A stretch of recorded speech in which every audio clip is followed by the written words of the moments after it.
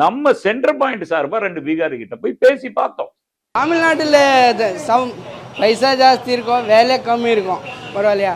அப்புறம் என் ஊரில் வேலை ஜாஸ்தி இருக்கும், பைசா கம்மி இருக்கும். இதுக்கு வந்திருக்கேன், வேற வேலை இல்லை, ஒரு வேலை கிடையாது, ஒன்லி சும்மா இது வேலை இருக்கும், அவ்வளோதான். தமிழ்நாடு ஹாப்பி இருக்குது சார். தமிழ்நாடுல ப்ராப்ளம் இல்லை. அது பீகாரில் சம்பளம் கம்மி இருக்குது, அது சம்பளம் ஜாஸ்தி இருக்குது.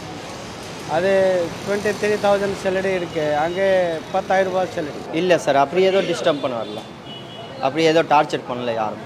எங்கள் ஊர் மாதிரியே எங்கே இருக்கிறோம். அங்கே வேலை ஜாஸ்தி இருக்குது, நம்ம ஊரில் கம்மியாக இருக்குது. பட் அங்கே இருக்க 15 வருஷம்ல இன்னுமே பிரச்சனை வரலையே. டார்ச்சர் இங்கே யாருமே பட்டன் பண்ண மாட்டாங்க டார்ச்சர். அவங்க என்ன சொல்றாங்கன்னா, அவங்களுக்கு தமிழ்நாட்டை பார்த்தா பிரமிப்பா இருக்குங்க, பிரம்மாண்டமா இருக்கு. ஏன்னா பீகார் முழுவதும் பாத்தீங்கன்னா பஞ்சம், பசி, பட்டினி, வறுமை, வேலை இல்ல. நடுநிலை தவறாத சென்டர் பாயிண்ட்.